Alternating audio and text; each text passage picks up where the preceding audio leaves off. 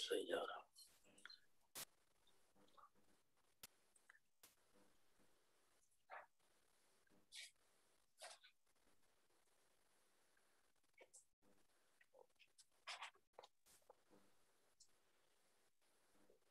सही जा रहा।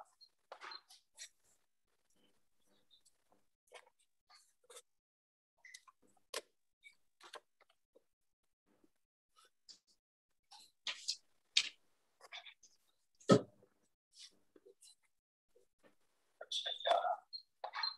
तस्वीर डेड हो गई।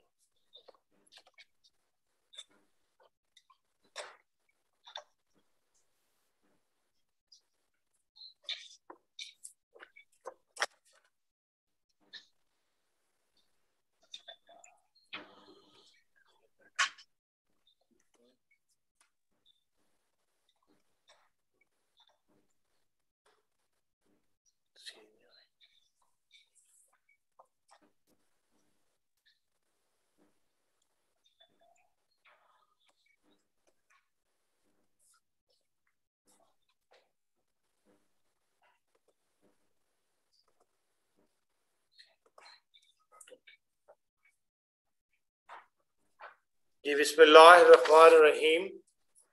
नाज़रीन कराम अस्सलाम वालेकुम। वॉइस ऑफ जर्मनी की उर्दू नशियात में प्रोग्राम हालात हाज़िरा के साथ आपका मेज़बान इरफान अहमद खान आपकी खिदमत में हाजिर है। नाज़रीन गुज़श्ता दिनों दो तीन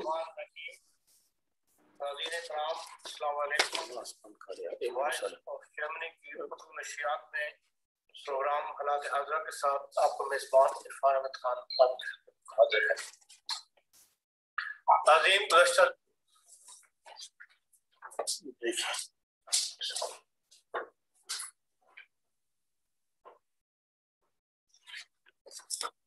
जी जैसे मैंने कहा गुज़श्ता दिनों एक ही अखबार में दो खबरें जो है वो रेलवे से मुताल्लिक शाया हुई थी पाकिस्तान में। एक तो ये थी कि कोयटा और पाकिस्तान इसका जो हेडक्वार्टर है हमारा दारुल हुकूमत है इस्लामाबाद, उसके दरमियान सिर्फ इस वक्त एक ट्रेन मौजूद है, जिसकी वजह से लोगों को बहुत सी मुश्किलात का सामना है। इससे पहले 3 ट्रेनें थीं, 2 ट्रेनें बंद की गई तो दोबारा अभी तक बहाल नहीं हो सकी, जिस पर लोगों का एहतजाज भी था।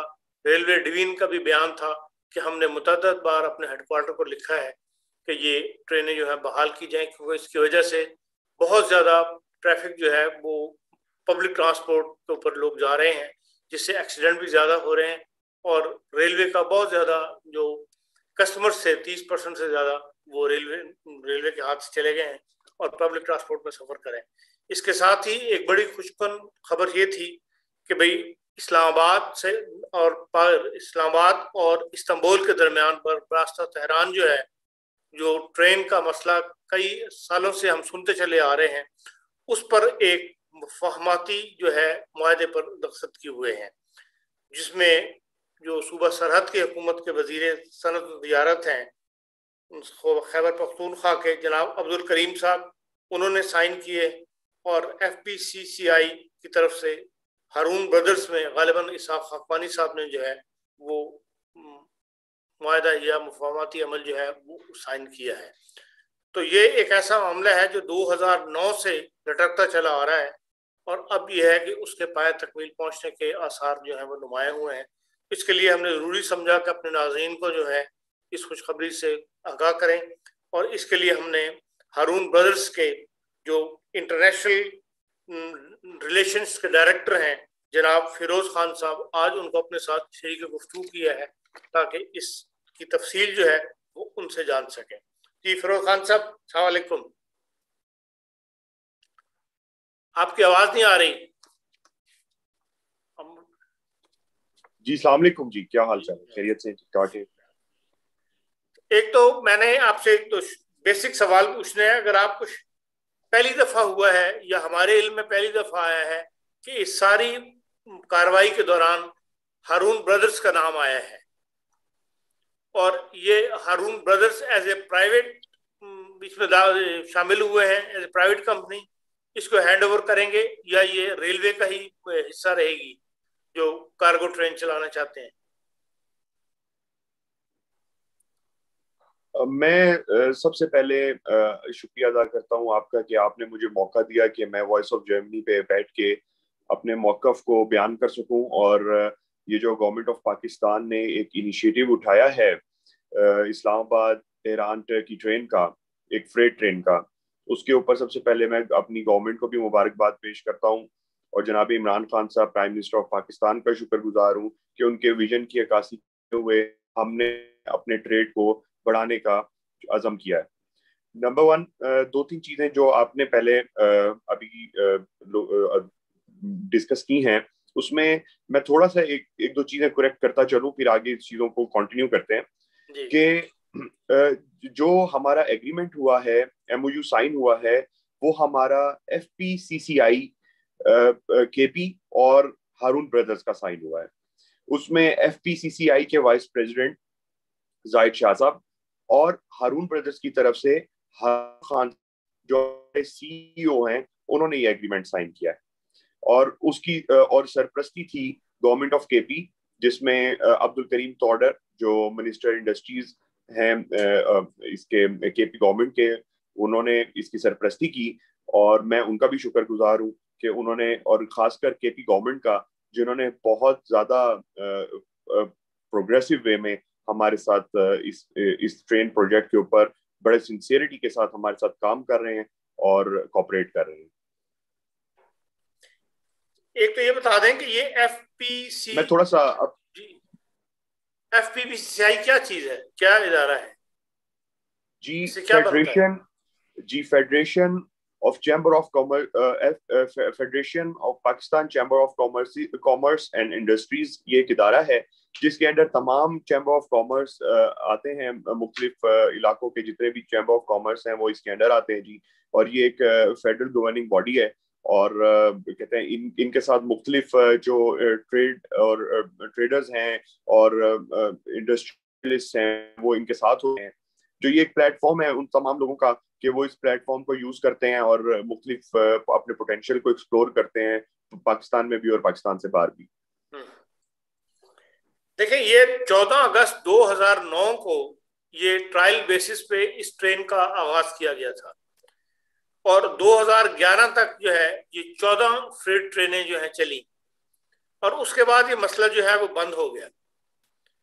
और 2009, 11 और अब आके 2021 में ये इतना लंबा गैप, इसमें क्या मसाइल थे जिसकी वजह से ये दोबारा पाया तकमील को नहीं पहुंच सका, ये मायदा ये लेट हो गया? देखिए जी, सबसे पहले मैं यहाँ पे अपने नाजरीन को और आपको भी ये चीज बताता चलूं कि 2009 में जो फ्रेट ट्रेन चलाई गई वो पाकिस्तान से नहीं चलाई गई थी, वो चलाई गई थी टर्की से पाकिस्तान के लिए। और वहां से जो इंपोर्ट का माल था वो पाकिस्तान लाया गया और उसके बाद जो मुतअद्दिद फ्रेट ट्रेन चलती रही, उसमें दो तीन बैकड्रॉस थे जो कि हम स्टडी किए। उसमें वो ये था कि एक तो क्रेडिबिलिटी इशू था और मिसमैनेजमेंट थी और ऐसे लोग जो मतलब कि उसको प्रॉपर मैनेज नहीं कर सकते थे, टेक्निकल एरर्स थे। उसके अलावा कुछ हमारे जो वहाँ पे लॉ एंड ऑर्डर सिचुएशन थी बलूचिस्तान की, उस हवाले से भी काफी ज्यादा ब्रेक थ्रूज रहे। तो ये काफी हर्डल्स थी जिसकी वजह से बीच में कभी ट्रेन चलती थी, कभी नहीं चलती थी। अब चूंकि और उसके बाद ये कहते अपना पीपल्स पार्टी का दौर था 2008 में, तो उस वक्त ने ये इनिशिएटिव उठाया कि टर्की से ट्रेन चली और पाकिस्तान आई, लेकिन चूंकि मिसमैनेजमेंट इतनी थी कि वो ट्रेन मैनेज हो नहीं सकी। उसके बाद फिर जब 2013 में गवर्नमेंट आई नून लीग की, तब किसी ने इस चीज के ऊपर गौर किया ही नहीं जी। अभी हमारी गवर्नमेंट जो PTI गवर्नमेंट है उसका इमरान खान साहब का ये विजन है कि हम अपने ट्रेड को, अपनी इंडस्ट्रीज को, अपने ट्रेडर्स को हम बूस्ट करें पूरी दुनिया के अंदर, अपने पोटेंशियल को, पाकिस्तान के पोटेंशियल को हम इंट्रोड्यूस करें, उसको पूरी दुनिया के अंदर लेके चलें। तो ये ट्रेन प्रोजेक्ट जो है ये भी उसकी एक अक्कासी है। और हमने फिर इस चीज को जब स्टडी किया कि इसके अंदर क्या बैकड्रॉज हो सकते हैं, क्या मिसमैनेजमेंट्स रही हैं माजी के अंदर, उनको हमने खत्म करते हुए इसके ऊपर एक हमारी तवील जदोजहद है। ये जदोजहद सिर्फ हमारी कोई 2-4 महीने की नहीं, बल्कि तकरीबन 1.5 साल की हमारी मेहनत है, जो कि हमने इसको सारे इसके अंदर फ्लॉज को स्टडी किया और उसको खत्म करने की कोशिश की। हमारे एंड से, हारून ब्रदर्स के एंड से और हमारी कंपनी के एंड से जो हम टेक्निकल बैरियर्स को खत्म कर सकते थे हमने किया है। इसके साथ साथ पाकिस्तान रेलवे की भी कॉपरेशन,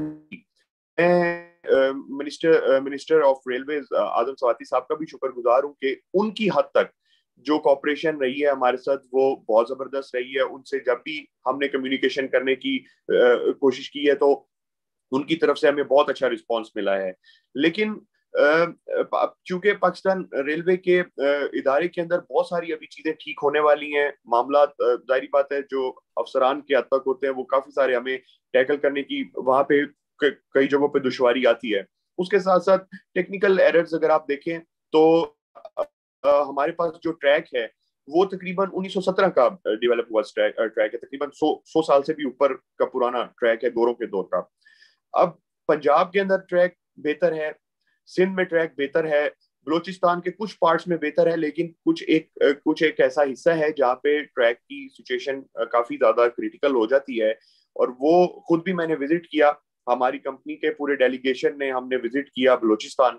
हम कोयटा से नौकुंडी तक गए और अपना ताफ्तान बॉर्डर तक गए और ट्रैक हमने विजिट किया। वहां पे हमें 2-3 एरर्स जो मेन नजर आए, उसमें मैं सबसे पहले आपको बताता चलूं कि जो दलबंदीन से आगे और नोशकी का इलाका है और दलबंदीन से आगे और नौकुंडी के पास जो इलाका है वहां पे ट्रेन के जो ट्रैक्स हैं उस वहां पे रेत मौजूद है। अब वो जब हवा चलती है तो वो रेत जो है वो ट्रैक के ऊपर आती है। जब ट्रैक के ऊपर आती है तो वहां डिरेलमेंट का खदशा होता है। प्राइवेट ट्रेन, ये जो लोकल ट्रेन होती हैं जी, इनका इतना कोई इशू होता नहीं है क्योंकि ये अक्सर डिरेल भी होती हैं, तो क्योंकि ये लोकल माल लेके जा रही होती है। इस पे भी वैसे इदारे को होना चाहिए। क्योंकि मेरा टॉपिक इंटरनेशनल ट्रेन है तो मैं उसके ऊपर ज्यादा फोकस करूंगा कि हमारी इस ट्रेन को पूरी दुनिया देख रही है और ये ईसीओ के तहत ये ट्रेन चल रही है। ईसीओ की भी इसमें एफर्ट्स हैं।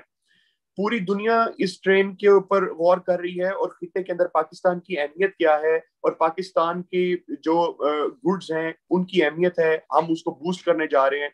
अब इसमें 2-3 बड़े मेन एलिमेंट्स मैटर करते हैं जी। नंबर 1 कि हम बिल्कुल भी नहीं देख सकते कि ये ट्रेन किसी भी लेवल के ऊपर डीरेल हो।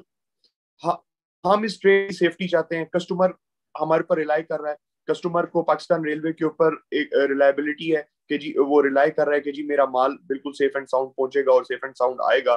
तो उसके अंदर हमने उस टेक्निकल एरर को हटाने के लिए एक मैन फोर्स का अरेंज किया है कि जो वहां पे इन पॉइंट्स के ऊपर मौजूद होंगे और वहां पे रेत की सफाई होगी और ट्रैक को बिल्कुल सिक्योर बनाया जाएगा ताकि ट्रेन हिफाजत के साथ अपने डेस्टिनेशन तक पहुंच सके जी। पहला ये एरर जो हमने इसको क्लियर किया, बैरियर को। सेकंड बैरियर था लॉ इन्फोर्समेंट का, और वहां पे जो हमारे जो प्रॉब्लम्स हैं इसके टेररिज्म वगैरह के, अल्हम्दुलिल्लाह गवर्नमेंट ऑफ पाकिस्तान ने और हमारी लॉ इन्फोर्समेंट एजेंसीज ने उन चीजों को बहुत कवर अप कर दिया है। उसके बाद वहां पे अमन और अमान की सूरत हाल है, लोग इजीली मूव कर सकते हैं। बलोचिस्तान के अंदर इस टाइम काफी हद तक अमन, बल्कि इस टाइम अल्हम्दुलिल्लाह अमन है। मैं खुद एक एक इलाका वहां पे घूम फिर के आया हूँ, मैंने देखा है और मैं बड़ा खुश हूँ कि अल्लाह ताला के हुक्म से हमारी जो फोर्सेस हैं उन्होंने अपने जानों के नजराने दे के इस जगह को सिक्योर किया है। तो अब ये ट्रेड के लिए बहुत अच्छा रूट है और ये पूरी दुनिया इसको यूटिलाइज कर सकती है। हम जब पाकिस्तान इसको यूरोप तक इसको यूटिलाइज कर रहा है। एक्चुअली इस ट्रेन का मकसद सिर्फ कनेक्टिविटी विद टर्की नहीं है जी, इसका सेकंड फेज है connectivity with Europe. So we are connecting Pakistan with Europe, we are connecting Pakistan trade with Europe, and we are going to explore the potential of European. We are bringing European potential to Pakistan, and we are taking Pakistan potential to Europe and Turkey and all around the world. Firoz sahab, ये train जो है 4 मार्च 2021 को इसके चलने का ऐलान कर दिया गया था। रज़ाक दाऊद साहब ने ट्वीट भी किया कि भी हम ये ट्रेन इस तरह इस्तांबुल से चल रही है और इंशाल्लाह 16 मार्च को ये पाकिस्तान पहुंच जाएगी। अखबारात में भी इसकी खबरें आई और ऐन 2 मार्च को पाकिस्तान ने जो है ये ट्रेन जो है कैंसिल कर दी। और जो इंटरनेशनल प्रेस बता रहा है उसके मुताबिक वजह ये थी कि जो ट्रेन तैयार की गई थी टर्की की तरफ से उसमें 8 व्हील की वैगन्स लगाई गई थी जो 40 टन वजन जिनका वजन था, और पाकिस्तान जो था उसका इसरार था कि 4 व्हील वैगन होनी चाहिए जिसके ऊपर 20 टन से ज्यादा वजन ना हो। अब ये ऐन 2 दिन पहले इसका कैंसिल होना, ये बहुत बड़ा आप फॉल्ट कह सकते हैं। अब इसमें रेलवे इन्वॉल्व है या हारून ब्रदर्स की इसमें गलती थी? इसमें मैं थोड़ा सा आपको करेक्ट करता चलूं जी। इसमें पाकिस्तान की तरफ से या ना पाकिस्तान गवर्नमेंट की कोई गलती थी, ना इसमें हारून ब्रदर्स की कोई गलती थी। एक्चुअली ये थोड़ी सी मिस इंटरप्रिटेशन हुई और एक मिस इन्फॉर्मेशन बल्कि डिस इन्फॉर्मेशन हुई कि ये ट्रेन एक्चुअली टर्की से चलनी थी जी, इस्तांबुल से चलनी थी, ये पाकिस्तान से नहीं चलनी थी जी। हाँ बिल्कुल तो ठीक इस है। चीज का जी जी तो इस चीज का जो प्रेशर है वो पाकिस्तान पे नहीं, ये थोड़ी सी डिसइंफॉर्मेशन यहाँ पे क्रिएट की गई। एक्चुअली ये ट्रेन टर्की से चलनी थी, वहां पे नेग्लिजेंस हुई है जी। हाँ नहीं, लेकिन चलनी ट्रेन चलती है, लेकिन उसको मनसूख जो है वो पाकिस्तान ने किया है। देखें कि एक रिसाला है रेल फ्रेट, उसमें निकोसोस सॉरी, पापुलियोस उनका एक मजमून छपा है इस ट्रैक के बारे में, पूरा तफसील के बारे में। उसमें वो ये लिखते हैं कि भाई ये गवर्नमेंट ऑफ पाकिस्तान ने एन 2 दिन पहले इसको मनसूख किया, और अब भी जो है आपने मुफाहमाती अमल पर उस पर साइन किया है मुआहदे पे, लेकिन डेट अभी भी नहीं दी कि ये किस तारीख से ट्रेन जो है चलनी शुरू होगी, और आया पहली ट्रेन इस्तांबुल से चलेगी या आया पहली पाकिस्तान से चलेगी। जी जो आर्टिकल जिसका जिक्र आप कर रहे हैं, वो तो खैर वो जिसने लिखा है वो ज्यादा बेहतर बता सकता है, लेकिन वो मेरी नजर से भी गुजरा। तो एज सच मीडिया के अंदर बड़ी क्या सराही होती रही इस ट्रेन के हवाले से, और काफी देखिए मैं अभी फिर आपको एक बताता चलूं बात, और ये बड़े आपके और मेरे समझने की, और खासकर जो हमारी इस टाइम पब्लिक देख रही है उसके समझने के लिए बहुत अहम बात मैं करने जा रहा हूँ। Regional stability in trade, it is a term, regional stability in trade is very much important for Pakistan in this era. इस टाइम पाकिस्तान को क्या मुश्किलात हैं, थोड़ा सा जरा ग्रेटर एस्पेक्ट्स में चीजों को देखें। इस टाइम हमारे पाकिस्तान को मुश्किलात हैं बैरूनी भी और अंदरूनी भी। इन हालात के अंदर हमने ये एक इनिशिएटिव लिया, और गवर्नमेंट ऑफ पाकिस्तान ने के साथ मिलकर हमने एक इनिशिएटिव लिया कि हम अपने ट्रेड को बूस्ट करें। उसके अंदर नॉन स्टेट एक्टर्स जो हैं उनको इस चीज पे तकलीफ है, वो हर मुमकिन कोशिश कर रहे हैं कि ये जो हमारा एक ये ट्रेड रूट है ये खुले ना, या इसमें कोई प्रॉब्लम्स आए या इसमें हर्डल्स आए। तो मैं इसके ऊपर गवर्नमेंट ऑफ पाकिस्तान और खासकर मिनिस्ट्री ऑफ फॉरेन अफेयर्स है, मिनिस्ट्री ऑफ कॉमर्स है, और इसके साथ साथ मिनिस्ट्री ऑफ रेलवेज है, उनकी इसमें काविशें हैं। उन्होंने इसके अंदर हमारे साथ बहुत कॉपरेट किया है, और उन्होंने बकायदा अपना ताउन किया, हमारे साथ पूरा किया है कि जी हम इस ट्रेड रूट को प्रॉपरली खोलना चाहते हैं।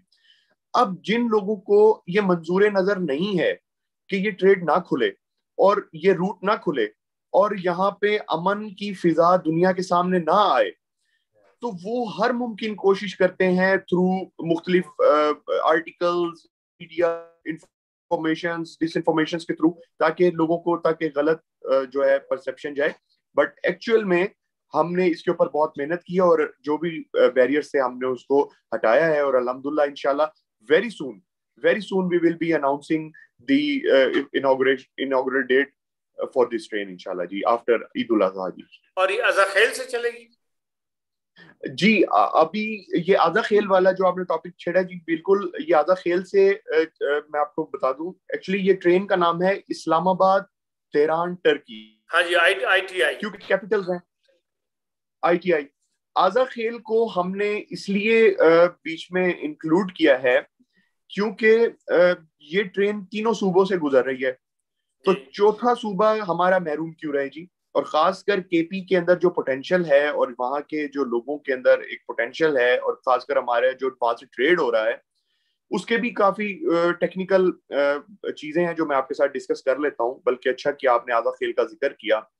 देखिए जो पिशावर के अंदर हमारा कस्टमर बैठा या ट्रेड बैठा है, उसके लिए सी एक्सेस जो है काफी दूर पड़ती है जी, और उसको पहले यहाँ पे लोकल ट्रांसपोर्टेशन लेके फिर उसको समुद्र तक पहुंचना है, फिर वहां से अपना कंटेनर लोड करना है और दुनिया में कहीं पे भी भेजना है।